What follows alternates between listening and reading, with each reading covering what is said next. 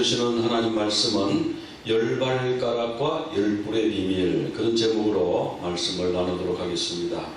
하나님 말씀은 요한계시록 13장 3절에서 6절까지 말씀입니다. 교독하겠습니다. 그의 머리 하나가 상하여 죽게 된 것 같더니 그 죽게 되었던 상처가 나음에 온 땅이 놀랍게 이겨 짐승을 따르고 용이 짐승에게 권세를 주므로 용에게 경배하며 짐승에게 경배하여 이르되 누가 이 짐승과 같으냐, 누가 능히 이와 더불어 싸우리요 하더라. 또 짐승이 과장되고 신성 모독하는 말하는 입을 받고 또 42달 동안 일할 권세를 받으니라. 짐승이 입을 벌려 하나님을 향하여 비방하되 그의 이름과 그의 장막 곧 하늘에 사는 자들을 비방하더라. 아멘. 자, 우리가 이제 요한계시록 13장을 살펴보는데 거기 보면 바다에서 한 짐승이 올라온다 그렇게 되었습니다. 근데 그 짐승은 누가 불러 올렸냐면 용이 불러 올렸어요. 용이 계시록 12장 17절에 보면은 이제 자기 때가 얼마 안 남은 줄 알고 분을 내어서 그 여자의 남은 자손들과 싸우려고 바닷가 모래 위에 섰더라. 이렇게 하고 12장이 이제 끝났습니다. 그래서 13장에 내가 보니 바다에서 한 짐승이 올라오는데 이렇게 나오고 있습니다. 그런데 이 짐승은 용과 같은 편이고 용이 부리는 영입니다. 그러니까 짐승이 뭐 머리가 7개 뭐 그런다고 해서 진짜 머리가 7개 난 괴물이 올라오는 게 아니고요. 이 짐승이 부리는 권력이에요. 그러니까 정부, 짐승이 사용하는 권세자, 그러니까 뭐 왕이라든지 지금 대통령이라든지 용이 짐승을 아주 기다렸어요. 용이 짐승을 볼 때 얼마나 반가웠겠어요. 왜? 같이 지금 세상을 망가뜨리는 일을 해야 되니까. 12장 3절에 보면 그 용의 모습은 어떠냐면 머리가 7이고 몸 색깔은 붉다고 그랬어요. 붉은색 용이 있다. 그 다음에 뿔은 10개고 그 7머리에 7왕관이 있더라 그랬습니다. 12장 17절에 보면은 용이 여자에게 분노하여 돌아가서 그 여자의 남은 자손 곧 하나님의 계명을 지키며 예수의 증거를 가진 자들과 더불어 싸우려고 바다의 모래 위에 서 있더라. 지금 바닷가에서 짐승이 올라오기를 기다리고 있는 거죠. 바다에서 올라온 짐승을 보니까 13장 1절 같이 한번 읽어보겠습니다. 내가 보니 바다에서 한 짐승이 나오는데 뿔이 열이요 머리가 7이라. 그 뿔에 10왕관이 있고 그 머리들에는 신성모독하는 이름들이 있더라. 근데 이 용의 모습하고 짐승의 모습하고 너무 비슷해가지고요, 분간이 잘 안 돼요. 용은 머리가 7이요, 그리고 그 머리에 왕관이 7이요, 뿔이 10인데 뿔은 누구에게만 있죠? 맨 마지막에 나온 짐승에게만 뿔이 있어요. 근데 이 바다 짐승은 다니엘서에서 나오는 바다 짐승은 4마리입니다. 그런데 계시록에서 나오는 바다 짐승은 1마리예요. 1마리인데 그 다니엘이 본 4마리 짐승의 모든 모습이 하나에 합쳐져 있습니다. 그래서 그 다니엘에서 나온 짐승의 머리가 7인 것도 한 마리가 7머리를 달고 나오는 게 아니고 사자가 있었고 곰이 있었고 표범이 있었는데요. 표범이 머리가 4이었던 거예요. 그리고 무서운 짐승이 있었는데, 그래서 표범이 4개가 있었기 때문에 사자, 곰, 무서운 짐승에서 머리가 모두 7이 되는 겁니다. 그런데 이 바다 짐승은 그 머리 7을 한꺼번에 가지고 나온 거예요. 그러니까 우리가 생각할 것은 진짜 7머리 가진 괴물이 나온다 이렇게 생각하시는 게 아니고, 뭐냐면은 7나라 또는 7왕의 이 권세를 가진 권세자가 하나님을 대적하는 자가 이제 마지막 시대에 나온다, 그렇게 생각하시면 돼요. 만약에 어떤 신학자들이 생각하는 것처럼 사도 요한이 다니엘서를 베꼈다고 생각하면 다니엘에 있는 걸 그대로 베끼지 왜 이걸 하나로 뭉뚱그렸겠어요? 그리고 그때 당시 일어난 것뿐만 아니라 이 요한계시록은 뭐냐면 앞으로 일어날 일이에요. 아직 안 일어났어요. 아직 7머리 가진 권세자가 아직 안 나타났어요. 이제 곧 나타날 거예요. 그리고 뿔이 10개고 왕관이 10개다. 그럼 아마 7개국의 아마 10 지도자, 그리고 이제 이따가 다루겠습니다만은 한 뿔이 나타나서 3뿔을 뿌리째 꼽았다는 거 보면은 그 사이에 무슨 권력 암투가 있는지 모르겠습니다. 그래서 이제 용과 바다 짐승은 비슷하면서도 달라요. 용은 붉은색이라고 그랬는데 바다 짐승은 무슨 색인지 표시가 안 되어 있습니다. 자, 이 바다 짐승은 성경에 여러 번 나오는데, 이 바다 짐승이 뭐가 바다 짐승인가 하면 계시록 29장 3절을 같이 한번 읽어보겠습니다. 너는 말하여 이르기를 주 여호와께서 이같이 말씀하시되 애굽의 바로 왕이여 내가 너를 대적하노라. 너는 자기들의 강들 가운데 누운 큰 악어라. 스스로 이르기를 나의 이 강은 내 것이라. 내가 나를 위하여 만들었다 하는도다. 자, 요 강 위에 강 가운데 누워있는 큰 악어. 그런데 이 큰 악어가 히브리 말로 보면 탄인이에요. 이 탄인이 뭐냐면 씨 몬스터, 바다에서 올라온 짐승이에요. 그리고 드래곤 이렇게도 번역이 돼요. 또 serpent, 그래서 뱀. 그러니까 뭡니까? 이게 용이죠, 용. 사탄이죠. 그래, 강가에 놓은 짐승. 근데 그 짐승이 누구냐 하면 그 앞에 보면 애굽의 바로 왕이요 그랬어요. 그러니까 이제 짐승이 뭐라는 걸 성경이 여기서 말씀해 주고 있죠. 여기 짐승이다, 또 바다의 괴물이다, 용이다 하는 것은 사단이 영물이니까 사단이 직접 모습을 가지고 쫙 나타나고 그러기보다는 사람을 써요. 가룟 유다를 써가지고 예수님을 팔아버렸듯이 그렇게 사람을 써가지고 일하는데, 그런 사람을 써서 일하는 그 짐승의 영이 들어간 그 존재가 바로 바로였던 거예요. 그 존재가 바로 씨 몬스터였던 거예요.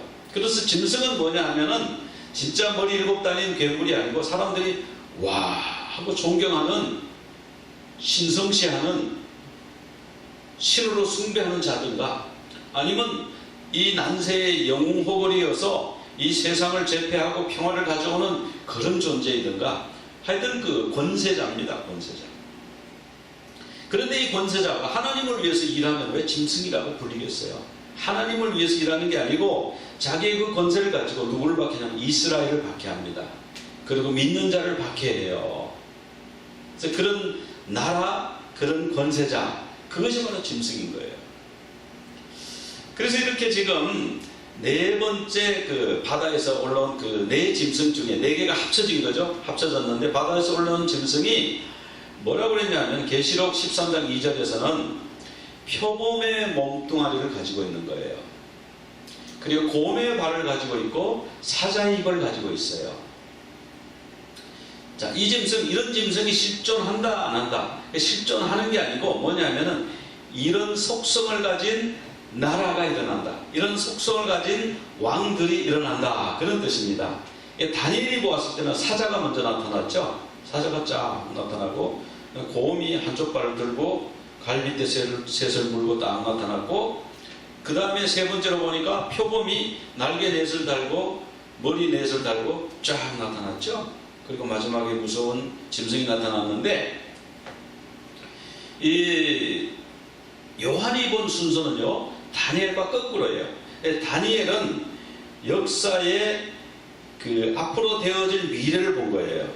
사자 같은 나라가 일어나고 곰 같은 나라가 일어나고 표범과 같은 나라가 일어나고 짐승과 같은 왕국이 일어납니다. 이렇게 되는 거고, 지금 이 사도 요한은 그 짐승과 같은 왕국 속에서 지금 보고 있는 거예요. 짐승 같은 왕국이 있고, 그 다음에 뭐가 있습니까? 표범, 머리에 딸린 표범 같은 나라가 있었고, 그 전에는 곰이 있었고, 그 전에는 사자가 있었습니다. 그래서 순서가 표범, 곰, 사자 이렇게 되어 있습니다. 그리고 지금 이 사도 요한이 보는 환상에서는 그 세 마리가 다 나타나서 네 마리죠. 그러니까 용까지 그 하나로 뭉뚱그려서 나타난 거예요. 그리고 용은 이 짐승에게 능력과 그 자기의 능력입니다. 자기의 능력과 보좌와 권세를 그에게 주었습니다. 그러니까 자기의 왕권을 줘서 세상을 다스리게 하고 이렇게 했다는 거예요. 그래서 지금 이 짐승들이 성도들을 박해하는 것은 뭐냐? 성도들을 박해하는 것은 짐승 정권이에요. 짐승 권세자예요. 자, 그럼 이 짐승의 정체가 뭔가? 정체가 보니까 능력과 보좌와 권세를 줘서, 자, 용이 용의 일을 대신하게 하는데, 즉 뭐예요? 용의 조종을 받아가지고 하나님의 나라를 대적하는 나라가, 그것이 바로 짐승이라는 거예요. 하나님의 나라를 대적하는 권세자가 짐승이라는 거예요. 그 사람들은 어떻게 하느냐? 성도를 박해하고 하나님을 향해서는 뭐라 하냐면 신성모독을 합니다. 자, 그래서 이 짐승은 나라를 의미하는데, 짐승의 나라가 어디서부터 시작이 되냐 하면은 에덴 동산에서부터 시작이 됐어요. 옛뱀이 와가지고 하와를 싹 꼬였죠. 그래서 하나님으로부터 떠나게 만든 거예요. 그 다음에 그 아들 때에 와가지고는 가인이 아벨을 죽이게 하고요. 뭐 이런 일이 있었어요. 그러면서 이제 노아 홍수 때 인간들 전부 타락을 시켰어요. 그 세상 나라를 다 타락시키고 8명만 구원받았죠. 그래서 하나님은 경건한 씨앗을 8명을 딱 보존을 했는데, 또 가라지를 막 뿌려가지고 사람들이요, 우리가 이러다가 물로 다 멸망하면 안 되지. 그러니까 하나님을 잘 믿으면 다 구원해 주는데 우리가 또 멸망당할까 두렵다. 그리고 우리가 바벨탑을 쌓아야지. 거기 앞장선 사람이 누구냐면 성경에 니무롯이라고 나와요. 니무롯이 세계 최초의 제국을 세운 거예요. 그리고 바벨탑을 세우는 거예요. 그래서 하나님이 언어를 혼잡하게 해가지고 흩어버리셨잖아요. 그러니까 그 다음에 이제 애굽이 이 짐승나라의 역할을 했어요. 그래가지고 그 태양을 섬기고 말이죠. 자기가 태양신의 후예라고 보고, 그 다음에 하나님의 백성을 막 강제노역을 시키고 그들을 멸종시키려고 남자아이들은 강에다가 던져라, 나일강에 던져서 막 죽이고 이런 일을 했습니다. 그래서 이스라엘 백성이 홍해를 건너서 탈출하는데 쫓아가서 잡으려고 가다가 다 수장되는 이런 일이 있었죠. 그 다음에 짐승의 나라가 아수르가 일어났어요. 그래서 이스라엘을 완전히 그냥 멸망시키고 이스라엘을 그냥 피를 섞어가지고 누가 이스라엘인지 모르게 만들어놨죠. 그 다음에 바벨론이 유다, 남쪽 유다를 와가지고 말이죠, 완전히 유다를 그냥 다 멸망시키고 포로로 끌고 가버렸죠. 그 다음에 바사가 일어났고 그리스가 일어났고 이제 로마가 일어나서 지금 로마 치하에 있죠. 지금 사도 요한이 이 계시록을 기록할 때 로마가 얼마나 성도들을 박해하는지 몰라요. 얼마나 신성모독하는지 몰라요. 자기가 하나님이라고 그러고 자기가 세상의 구주라고 그러고 자기한테 절하고 나서 하나님을 믿으려면 믿으라고 그러고 이런 시대, 이게 다 짐승의 나라의 족보입니다. 이 족보. 짐승나라 족보의 마지막은 뭐냐 하면 열불의 나라예요. 열발가락의 나라입니다. 근데 그게 어느 나라다 하는 건 아직 안 나타났어요. 그래서 벌써 어떤 분은 나타났다고 그러는데 그것이 나타났더라도 그것은 그때 잠깐 보여준 것이고 지금 다시 마지막 때에 열불과 열발가락이 나타나도록 그렇게 돼 있다고 저는 봅니다. 자, 그럼 용과 짐승은 어떤 관계인가? 용과 짐승은 뭐 뗄래야 뗄 수가 없는 관계인데 우리가 쉽게 이해하기 위해서 하나님과 용을 비교하는 자체조차 모순이지만 하나님과 아들의 관계, 성부와 성자의 관계하고 용과 짐승의 관계가 비슷합니다. 왜 그러냐 하는 건 조금 이따가 말씀을 드리겠습니다. 요한복음 10장 30절 한번 같이 읽어보십시다. 나와 아버지는 하나이니라. 그러니까 성부와 성자는 하나라고 그러셨어요. 요한복음 14장 10절 나는 아버지 안에 있고 아버지는 내 안에 계신 것을 내가 믿지 아니하느냐. 성자는 성부 안에 있고 성부는 성자 안에 계신다 그랬어요. 14장 9절에서는 같이 한번 읽어보겠습니다. 예수께서 이르시되 빌립아 내가 이렇게 오래 너희와 함께 있으되 네가 나를 알지 못하느냐. 나를 본 자는 아버지를 보았거늘 어찌하여 아버지를 보이라 하느냐. 여기서 보면은 나를 본 자, 성자를 본 자는 누구를 본 거예요? 성부를 본 거예요. 아들을 본 자는 아버지를 본 것이다. 지금 그렇게 말씀하고 있어요. 아버지와 아들은 하나이고 아들을 본 것은 아버지를 본 것이다. 지금 성경 말씀이 그렇게 말씀하고 있거든요. 이 얘기는 그대로 짐승에게도 적용되는데 짐승을 본 자는 누구를 본 거예요? 사탄을 보는 겁니다. 사탄이 있는데 용이 있고 용은 성부 역할을 하고 바다에서 올라오는 짐승은 성자의 역할을 하고 그리고 땅에서 올라오는 짐승은 성령의 역할을 하는 겁니다. 그러면 사탄도 삼위일체가 있습니까? 그렇습니다. 사탄도 삼위일체가 있는데 왜 그렇게 할까? 왜 그런 이상한 삼위일체가 있을까? 하면은 사탄이요 하나님의 궁정에 있었잖아요. 하나님의 궁정에 있다가 그가 교만해져서 그만 쫓겨났잖아요. 그러니까 하나님에게 있는 그런 속성들과 하나님에 있는 시스템을 다 모방한 거예요. 삼위일체도 모방을 했습니다. 그래가지고 하나님 그러면 우리가 성부, 성자, 성령이 있듯이 사탄도요 그렇게 삼위일체를 만들었어요. 사탄도 용과 바다 짐승과 땅의 짐승으로 셋이 삼위일체가 딱 되도록 그렇게 만들어 놓은 겁니다. 이것만 베낀 게 아니고 베낀 게 너무 많아요. 하나님의 보좌 앞에는 네 생물이 있습니다. 그래서 사람의 얼굴, 독수리의 얼굴, 또 소의 얼굴, 또 사자의 얼굴 이렇게 네 얼굴을 가진 네 생물이 있지 않습니까?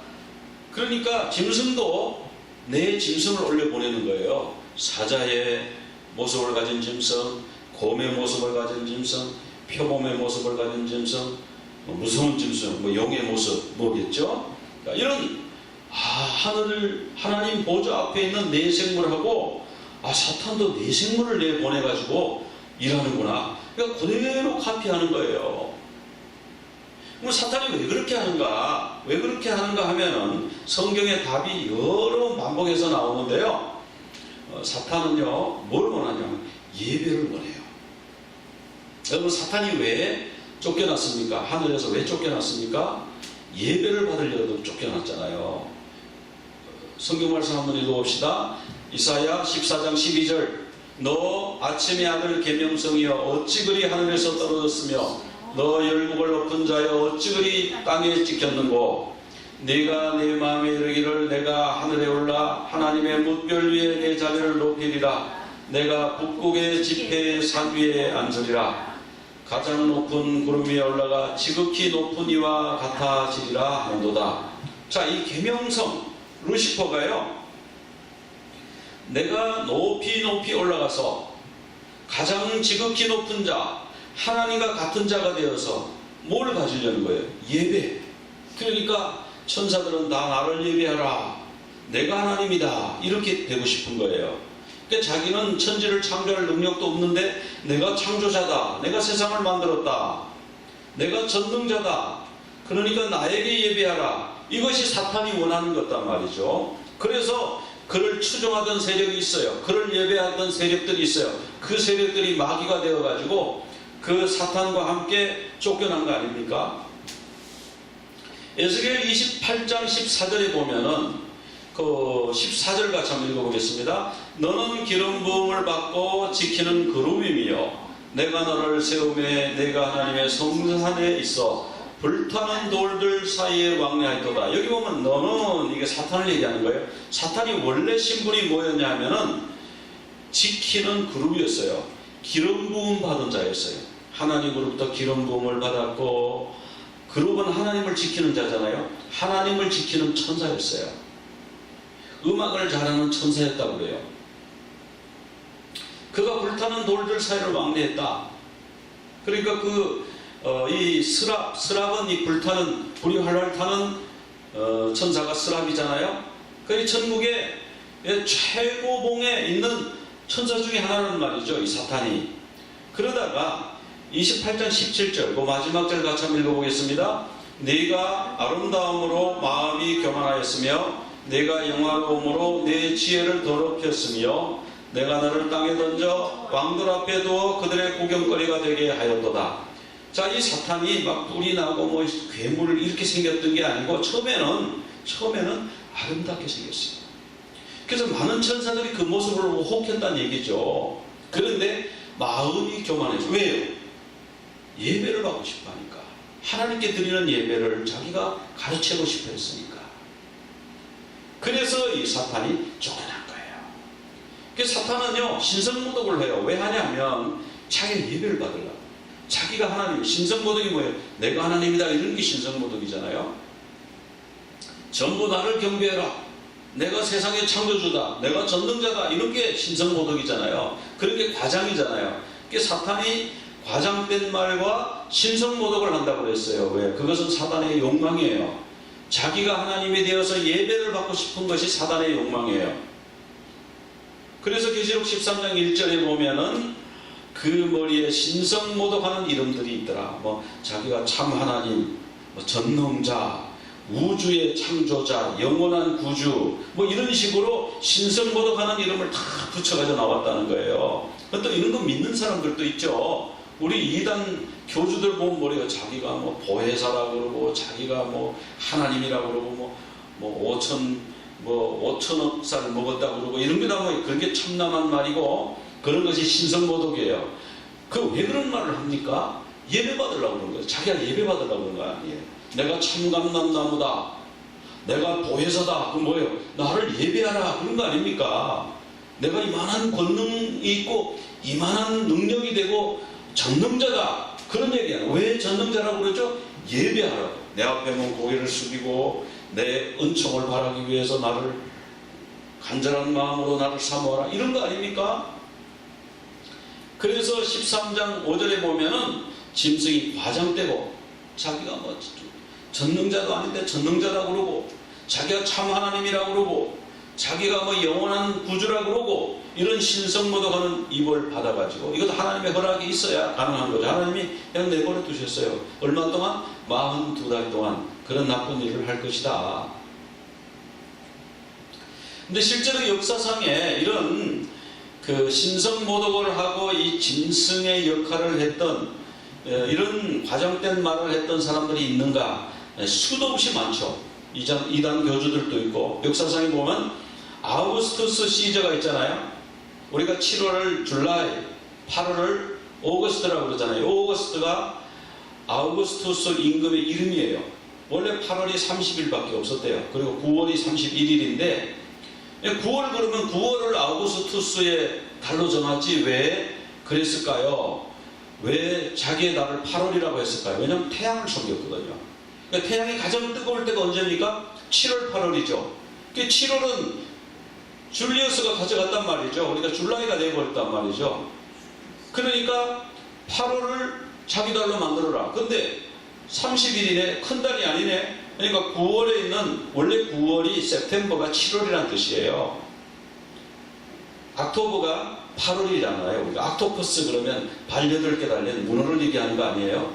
노벰버는 9이고요. 디셈버가 10이에요. 그게 2달씩 밀린 겁니다. 이 두 왕의 이름이 7, 8월에 들어오는 바람에. 왜 7, 8월에 밀고 들어왔냐? 1월, 2월을 안 하고. 그건 왜냐하면 태양이 뜨거울 때 자기는 태양의 아들이니까. 그래서 9월 31일을 그걸 30일로 만들고 8월 31일을 31일로 만들어가죠. 이건 오거스트, 이거는 아우구스투스의 달이다. 이건 줄리어스 시저의 달이다. 이렇게 부르게 했다는 것입니다. 우리 한국 사람들은 1월, 2월, 3월 이러니까 얼마나 좋아요. 자기들은 왕의 이름을 넣는 바람에 7월이 9월이 돼버렸고 말이죠.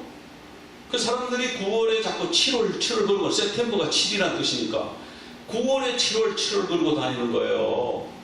12월인데 10월 걸고 다니는, 그게 디셈버가 10월이라는 뜻이거든요. 그러니까 왕이 자기가 신이 되고 싶어서, 하나님이 되고 싶어서 이런 일을 했다는 이겁니다. 그리고 로마 황제들은 자기를 세상의 구주, 자기를 주 우리 하나님으로 부르게 한 거예요. 그러니까 이런 게 신성모독하는 이름이죠. 왜 그랬을까요? 왜 자기를 하나님이라고 그랬을까요? 나는 너희들과 달라.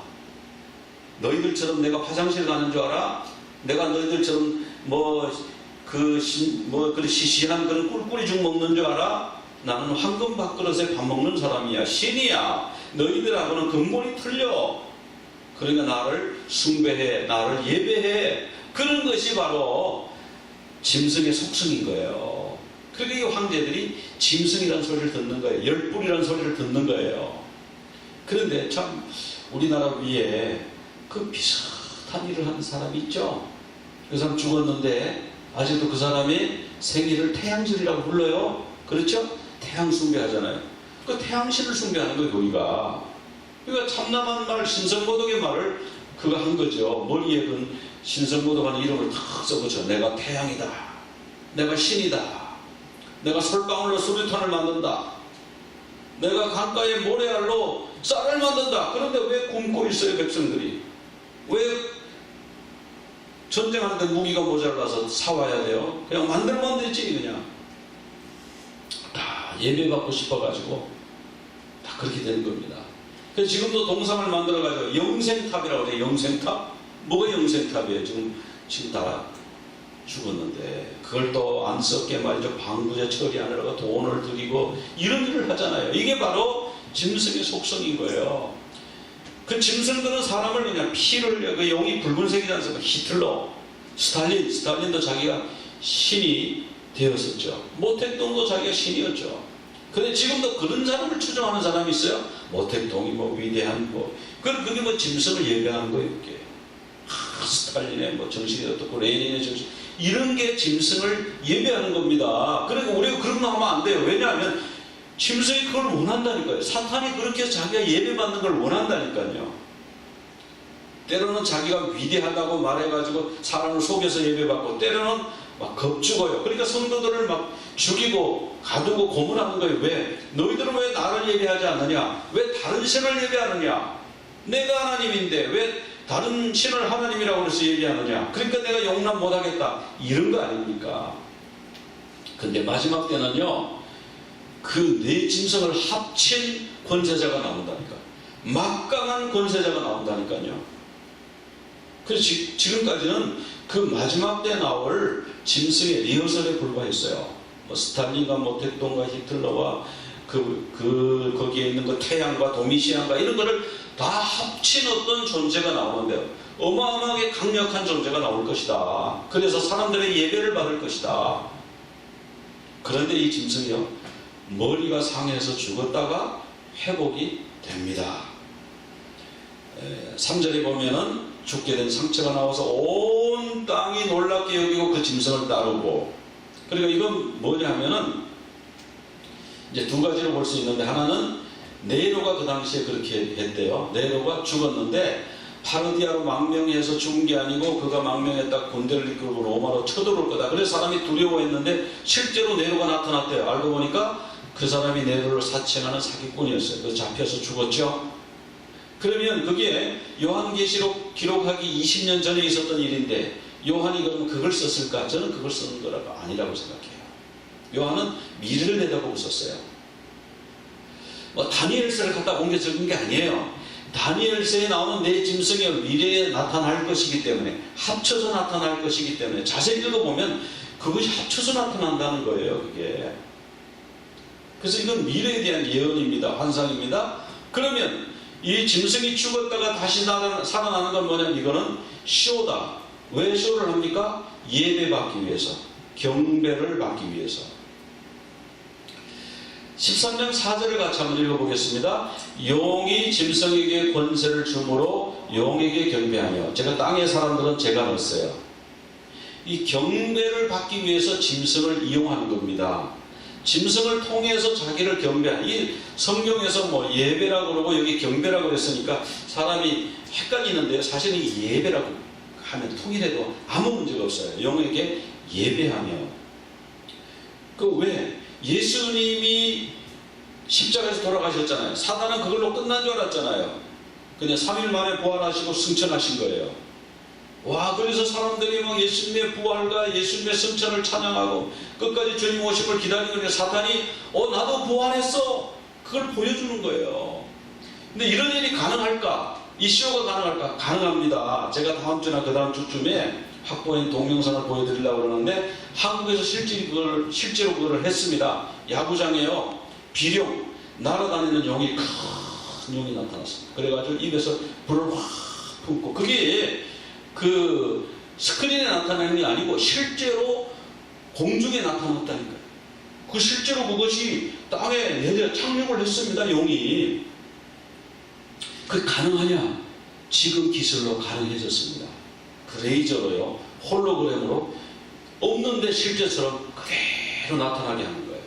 뭐 이렇게 360도 뺑 돌아가면서 봐도 틀림없는 용이에요.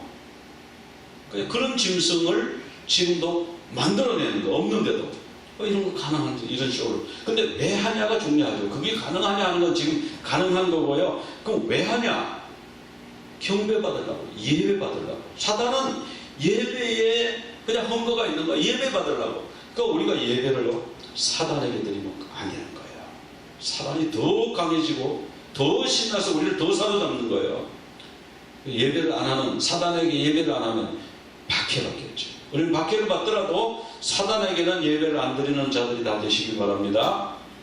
바다짐승은 뭐냐면 정치 권력이에요. 용으로부터 권세를 받아가지고 보호자를 받았다 그러잖아요. 그 왕이 되어서, 아니면 무슨 국무총리가 되어서, 정치 권력자가 되어서 성도를 박해하는 것이 바다짐승입니다. 땅의 짐승은 뭐냐? 이제 땅의 짐승은 다음 주나 그 다음 주쯤 다루게 되는데, 땅의 짐승은 보면 선지자 역할을 해요.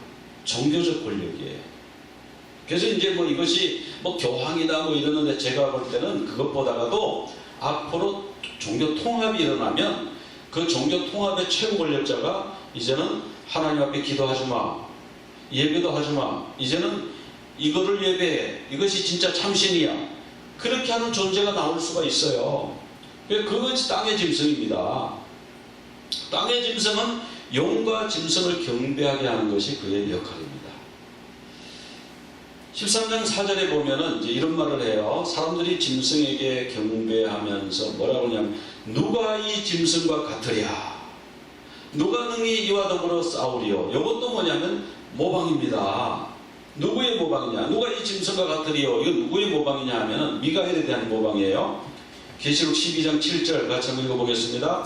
하늘에 전쟁이 있으니 미가엘과 그의 사자들이 용과 더불어 싸울세. 미가엘이 용과 싸워가지고 용을 패퇴시켰어요. 그러니까 용을 승리했는데, 야, 그래도 내가 미가엘보다 낫다. 그래서 누가 이 짐승과 같으리요? 이렇게 숭배를 받는 겁니다. 예배를 받는 거예요. 미가엘의 뜻이 뭐냐면 Who is like God? 누가 하나님과 같은가? 같으리요? 이런 뜻이거든요. 그래서 짐승은 뭐냐면 Who is like the beast? 누가 짐승과 같겠는가? 그 미가엘을 그대로 모방했어요. 그리고 이 짐승이 하는 일은 하나님을 비방하는 거죠. 과장되고 신성모독하는데, 또 6절에도 보면 입을 벌려서 하나님을 비방하고 하늘에 사는 자들을 비방하더라. 짐승의 특징은 비방과 신성모독이에요. 정말 그런가? 그 짐승, 세상 정부, 그 제국이 정말로 신성모독했는가? 신성모독했습니다. 바벨론의 느부갓네살 왕이요, 성전을 불을 지르고요, 거기에 있는 금은 그릇을 약탈해갔어요. 이 금은 그릇이라고 하는 건 우리가 뭐 주발 이런 것만 생각하는데요, 메노라, 여기 있는 메노라 쪽 이런 거 약탈해간 황금으로 된 거, 떡상 약탈해 간 거예요. 분향단 약탈해 간 거예요. 법궤는 못 가져갔대요. 어디 누가 숨겼대요. 근데 이게 뭡니까? 성전 방화하고 성전의 기물을 약탈해 가는 게 뭡니까? 예배를 못 드리게 하는 거잖아요. 우리 신이 더 강하다. 우리 신을 섬겨라. 여호와를 섬기지 마라. 그 신성모독이죠. 세상 정부 바벨론 제국은 신성모독했었습니다. 또 수리아의 안티오코스 에피판에서는 신성모독하기 위해서 성전에 일부러 돼지 피를 뿌렸어요. 돼지, 부정한 짐승. 그러니까 부정한 짐승 피나 그냥 뿌려버렸단 말이죠. 이 짐승의 특징이에요. 신성모독이죠, 이게. 로마 황제들은 자기를 우리 주와 우리 하나님 세상의 구주라고 그랬어요. 그러니까 신성모독이죠.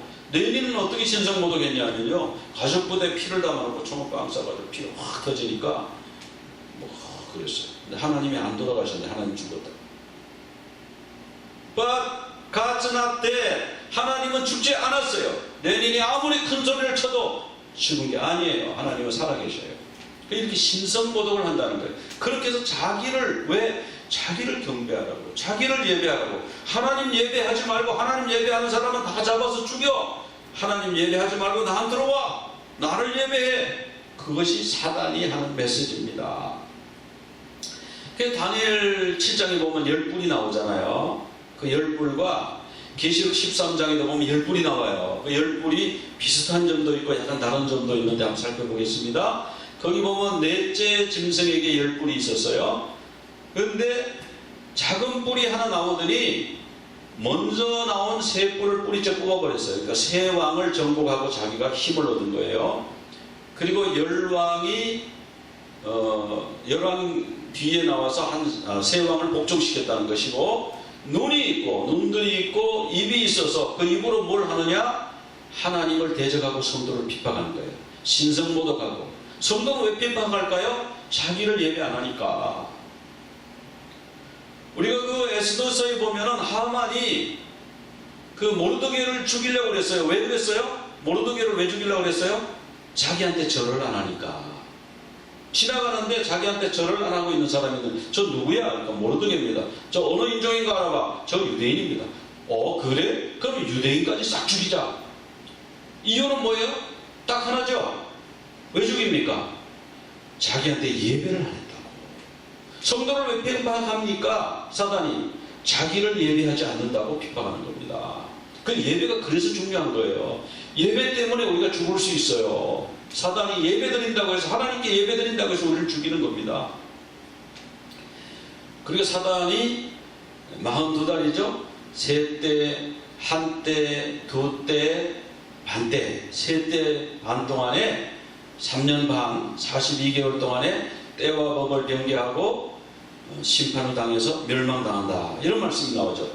계시록에도 보면 7머리의 바다 짐승이 올라오는데, 그 짐승은 7머리가 있고 10뿔이 있고 거기에 10왕관이 있는 거예요. 그런데 거기에 신성모독하는 이름이 있는 거예요. 자기가 하나님이다, 영원한 구주다, 이런 이름이 있고 예배 받으려고. 근데 머리 하나가 죽었다가 다시 살아나는 거, 이건 뭐냐면 예수님의 부활을 모방한 거예요. 왜? 예배 받으려고. 그리고 성도를 박해합니다. 왜? 짐승을 경배하지 않으니까. 짐승을 경배하면 박해 안 하죠. 오히려 혜택을 주죠. 그런데 하나님을 경배하니까 성도를 박해하고, 짐승을 경배하게 만들려고 짐승을 박해하는 거예요. 성도를 박해하는 거예요. 그러니까 사단은 예배를 그렇게 받고 싶어 하는 거예요. 그리고 우리가 사단의 숲에 넘어가면 절대 안 되는 거예요. 그 사람들은 이 작은 뿔의 정체를 여러 가지로 이야기하는데, 넷째 짐승이 여기서 나오죠. 다니엘서 7장에 보면. 그리고 10뿔이 난 후에 생겨났고, 처음에는 작았는데 나중에 10뿔보다 강해져가지고 세 뿔을 뿌리째 뽑았고, 세 뿔은 세 왕이라고 그랬습니다. 사람의 눈 같은 눈이 있고 입으로 큰 말, 과장된 말을 하고 성도를 박해하고 신성모독하고 때와 법을 경계하려고 하는데 한때 두때 반때 42개월 동안, 계시록에도 그렇게 나오죠. 1260일 동안 활동할 권세를 받았다. 그래서 여기에 여러 가지 이제 해석들이 있는데, 작은 뿔을 로마라고 해석하는 사람도 있어요. 옛날에 작은 뿔이 로마일 수 있어요. 근데 지금은 아닙니다. 또 작은 뿔을 어떤 사람은 교황이라고 그래요. 또 10뿔을 로마 근처에 있는 10개 부족이라고 그래요. 또 10뿔은 유럽연합이다. 유럽연합이 1993년에 시작할 때 10개국으로 시작했습니다. 근데 지금은 28개국이 되었죠. 그러니까 10뿔이 아닌 거죠. 그럼 뭐냐? 이스라엘을 박해하는 이슬람 10개국이다. 즉 마지막 시대에 여인의 남은 자 이스라엘과 그 순수 신앙을 지키는, 계명을 지키고 예수의 증거를 가진 그 남은 자를 박해하는 짐승의 세력이 10뿔인 거예요. 그럼 10뿔이 과연 진짜 누구인가? 이슬람이라고 했는데, 정말 이슬람은요, 종교로 우리가 생각하잖아요. 근데 종교 플러스 정치 세력입니다. 이슬람은 종교로만 생각하면 우리가 완전히 이슬람한테 속는 거예요. 공산주의는 그 사상입니까? 그게 정치 세력이잖아요. 공산주의 사회 건설을 위한 목표를 가지고 이슬라믹 스테이트, 그래가지고 그 IS가 말이죠, 이슬람 근본주의 국가를 건설한다면서 그 예수 믿는 사람들은 그냥 참수해버린 거예요. 참수. 그죠? 나중에 마지막 때요, 참수한다고 성경에 나와요. 계시록에 보면. 그건 이제 IS가 이제 맛보기로 리허설로 보여준 겁니다. 그들의 근본 목표는요, 이슬람 근본주의 국가를 만드는 것이고 이스라엘을 제거해서 없애는 거예요. 그런 이 열발가락은 특성이 뭐냐 하면요, 세계와 절대 융화가 안 돼요. 융합이 안 돼요. 다니엘서 2장 43절 같이 한번 읽어보겠습니다. 왕께서 새와 진흙이 섞인 것을 보셨은즉 그들이 다른 민족과 서로 섞일 것이나 그들이 피차에 합하지 아니함이 새와 진흙이 합하지 않음과 같으리이다. 자, 그들이 섞이긴 섞이는데요, 우리 미국에도 마찬가지죠. 여기 멜팅팟이다 막 섞였는데 다 녹았나요? 이슬람은 안 녹아요. 유럽에 이슬람 난민 많이 받아들였습니다. 아이고 불쌍하다. 그 기독교 국가니까 우리가 사랑으로 그들을 품자. 그리고 그들에게 먹을 걸 주고 거주할 공간을 주고 직장을 잡아주고 아이들을 교육을 우리식으로 잘 시키면 우리 국민이 될 거다. 그리고 지금 저임금 노동자들이 필요한데 그들이 저임금 노동도 해주고 얼마나 국가의 보탬이 되겠냐 해가지고 받아들여 놨더니 자기 민족의 그 나라 사람이 되는 것이 아니고 이슬람권끼리 자기들끼리 모여가지고 예배드리고 국가를 전복하려고 하는 그런 상황으로 가잖아요. 결국 그렇게 가는 거거든요. 섞이지 않는 거예요. 섞어놨는데 융합이 안 되는 거예요. 바로 거기를 얘기하는 거 맞죠? 그 나라를 얘기하는 거. 그래서 이슬람 난민 유럽을 받아들였지만 안 섞인 거예요. 그 주변에 이 열나라, 이스라엘 주변에 이 열나라가 바로 열발가락인 거예요. 열뿔인 거예요. 그래서 이스라엘을 없애려고 한 거예요. 그런데 얼마 전에 이스라엘이 UAE하고 이렇게 외교 관계를 맺었죠. 이제 다른 나라들도 외교 관계를 맺을 겁니다. 그래서 10개국 전체가 이스라엘과 이제 평화조약을 맺고 이란과도 이제 평화조약을 맺고 그러면 와, 세계적인 평화의 왕 오셨네, 평화의 왕 오셨네. 그러면 사람들이 다 거기 넘어간다니까. 그래서 예수 믿는 사람들도 거기에 넘어가게 돼 있어요. 배도하게 돼 있어요.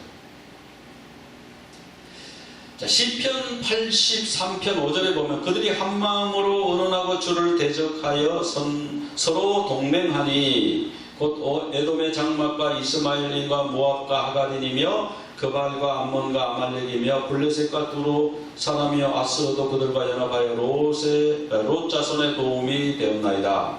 주는 미디안에게 행하신 것 같이 기손 시내에서 시스라와 야벤에게 행하신 것 같이 그들에게도 행하소서. 자, 이스라엘 주변에 여러 나라가 주님을 대적하고 서로 동맹을 맺어서 이스라엘을 칠 것을 지금 성경에서 예언하고 있잖아요.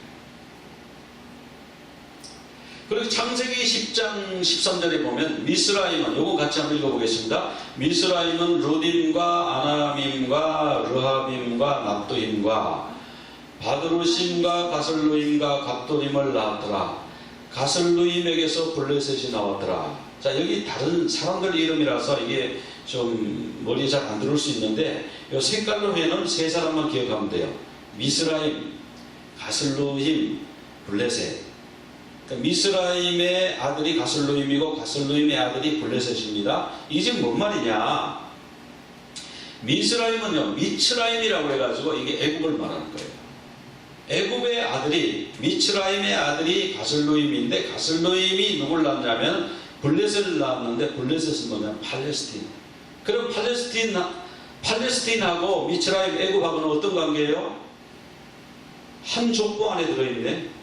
같은 조상이네, 그죠? 그러니까 팔레스틴, 블레셋은 뭐냐 하면 애굽의 후손입니다. 애굽의 후손. 그래서 우리가 그걸 알아야 돼. 이게 이스라엘을 지금 막 괴롭히고 하마스 막 이렇게 괴롭히는 것이 뭐 자기네 땅을 뭐 찾기 위해서 그런 게 아니고, 땅을 줘도 괴롭히는 사람들이에요. 왜냐하면 왜? 그러면 짐승의 그 세력에 영향을 받은 사람들이니까. 요한일서 2장 18절 같이 한번 읽어보겠습니다. 아이들아, 지금은 마지막 때라 적그리스도가 오리라는 말을 너희가 들은 것 같이 지금도 많은 적그리스도가 일어났으니 그러므로 우리가 마지막 때인 줄 아노라. 적그리스도는 짐승하고 어떻게 다른가? 적그리스도는요, 그냥 한 개인이에요. 하나님을 반대하는 개인이에요. 그러니까 이 개인은 적그리스도가 마지막 때만 우리가 등장한다고 그랬는데, 요한이 지금 요한 1서를 쓴 이때도 적그리스도가 여러 명 일어난 거예요. 그러니까 자기를 하나님이라고 그러고 예배를 자기가 가로채고 과장된 말을 하고 성도를 핍박하면 그 사람이 적그리스도입니다. 예수님이 육체를 입고 오신 것을 부인하는 사람이 적그리스도인 거예요. 데살로니가 후서 2장 3절 4절 같이 한번 읽어보겠습니다. 누가 어떻게 하여도 너희가 미혹되지 말라. 먼저 배교하는 일이 있고 저 불법의 사람 곧 멸망의 아들이 나타나기 전에는 그날이 이르지 아니하리니 그는 대적하는 자라 신이라고 불리는 모든 것과 숭배함을 받는 것에 대항하여 그 위에 자기를 높이고 하나님의 성전에 앉아 자기를 하나님이라고 내세우느니라. 자, 마지막 때에 적그리스도가 나타나가지고 자기를 높이고, 즉 예배를 받는다고 하는 거잖아요. 하나님의 성전이 뭡니까? 하나님께 예배드리는 곳에 가서 자기를 하나님이라고. 너희들이 지금까지는 하나님을 섬겼는데 내가 하나님이다. 그러니까 나에게 예배하라. 사단이 얼마나 예배를 받고 싶어 하는지 알 수 있죠. 그런데 이 적그리스도, 마지막 때 이 진짜 적그리스도, 가장 큰 적그리스도가 나오기 전에 어떤 일이 있어요? 배교하는 일이 있다. 배교는 뭡니까? 배교는 뭐냐 하면요, 그 말씀에서 진리에서 떠나는 거예요. 아포스타시아. 지금 서 있는 자리에서 떠나는 거예요. 즉 기독교 진리에서 떠나는 사람들이 나올 것이다. 왜? 그들이 나타나서 이분이 진짜 하나님이네. 이분을 믿어야 되네. 우리는 지금까지 책에 있는 하나님을 믿었는데 여기 살아있는 하나님을 믿자. 이렇게 된다니까. 우리 기독교인 중에서 그런 사람이 나온다니까요. 자, 이방인들이 원래 불교인이 그냥 교회 안 나와요. 하나님 안 믿어요. 그건 배교입니까? 아닙니까? 그건 배교가 아니죠. 그건 원래 안 믿었으니까. 배교는 뭡니까? 배신한 거죠. 잘 믿던 사람이에요. 말씀을 믿던 사람이에요. 교회를 나오던 사람이에요. 그 사람들이 떠나가는 게 배교잖아요. 마지막 때는요, 우리 교회 안에서 참신앙을 버리고요, 무슨 인권이 어떻고 무슨 DNA가 본래 타고날 때부터 그렇고 이런 소리 하면서요, 차별을 없애야 된다 그러면서요, 그쪽으로 가는 사람이 나온다는 거예요. 지금 한국교회 차별금지법 하는데 81개 기독교 단체가 차별금지법 좋다고 어서 해주세요, 어서 해주셔서 이렇게 지금 한대잖아요. 신문에 광고 내고 좀 앞장서서 해달라고 지금 통사정을 한대잖아요. 지금 이것이 배교가 아니면 뭐가 배교입니까? 진리에서 떠나는 게 배교라니까요. 나 이제부터 예수 안 믿어 이러는 게 배교가 아니고 그냥 떠나면 배교예요. 나 믿기는 믿는데 나 다르게 믿어. 성경하고 달라. 성경에는 이렇다고 그랬지만 아니 지금은 시대가 바뀌었잖아. 이런 게 배교라니까요. 말씀 그대로 믿어야 돼요. 그래서 성경에요 남은 자가 나오는데 남은 자 다 배교하고 다 떠나고 남은 자가 나오는 거예요. 남은 자만 구원받는다고 그랬어요. 입으로 그냥 뭐 내가 나 예수 믿어 그게 아니에요. 남아야 돼요. 어떻게 남느냐? 두 가지로 남아야 됩니다. 내가 남은 자인가 한번 보자고요. 로마서 9장 27절 같이 한번 읽어보겠습니다. 또 이사야가 이스라엘에 관하여 외치되 이스라엘 자손의 수가 비록 바다에 모래가 들지라도 남은 자만 구원 얻으리니. 자, 누구만 구원받아요? 남은 자만 구원받아요. 남은 자만. 나 교회 나갑니다. 바다에 모래같이 그런 사람이 많을지라도 하나님이 카운트하는 사람이 아니다 그런 말씀이죠. 이것은 이사야 10장 22절에서 온 말씀인데 같이 한번 읽어보겠습니다. 이스라엘이여 내 백성이 바다에 모래가 될지라도 남은 자만 돌아오리니 넘치는 공의로 파멸이 작정되었습니다. 남은 자만 돌아온다는 거예요. 남은 자가 뭐냐면 쉐아르예요. 여러분 쉐아르가 되시길 바랍니다. 그 남은 자가 어떤 자인가 여기 보십시오. 남은 자는 하나님의 계명을 지키며 예수의 증거를 가진 자예요. 예수의 증거만 가진 자도 아니고 하나님의 계명만 지키는 자가 아니에요. 두 가지를 다 해야 되는 것입니다. 계명을 지킨다는 건 뭘까요? 창세기부터 요한계시록까지 그 말씀을 1.1획도 변함이 없다고 믿는 거예요. 천년은 없어지겠으나 내 말은 1.1획도 변하지 않는다고 믿는 자가 지키는 자예요. 말씀을 잘 지킨다면서 다 빼놓고 자기가 인정하는 말씀만 지키면 자기가 하나님이죠. 자기가 진정보도하는 거죠. 하나님 말씀은요 우리가 이해가 안 되고 시대에 안 맞다고 여겨질지라도 믿는 것입니다. 그것이 하나님의 계명을 지키는 자입니다. 예수의 증거도 가져야 되고 하나님의 계명도 가져서 남은 자가 되어서 마지막 때에 구원받으시는 여러분 다 되시기를 간절히 축원합니다. 기도드리겠습니다. 하나님 아버지, 이 마지막 때에 짐승이 일어나서 자기에게 경배하라고, 하나님을 경배하지 말라고, 하나님을 경배하면은 직업도 빼앗고, 하나님을 경배하면은 감옥에 가두고, 하나님을 경배하면은 매매도 못하게 하고, 하나님을 경배하는 자는 죽이겠다고 참소하겠다고 할지라도 하나님 우리가 떠나지 않게 하여 주시옵소서. 배교하지 않게 하여 주시옵소서. 우리는 주님만 예배할 수밖에 없습니다. 마귀를 절대로 경배하지 않겠습니다. 주님 마귀에게 예배하는 자가 되지 말게 하시고 하나님만 경배하는 우리 되게 하여 주시옵소서. 그래서 다른 사람은 어찌하든지 다른 사람은 떠나든지 말든지 우리는 남은 자가 되게 하여 주시옵소서. 예수 그리스도 이름으로 기도드리옵나이다. 아멘.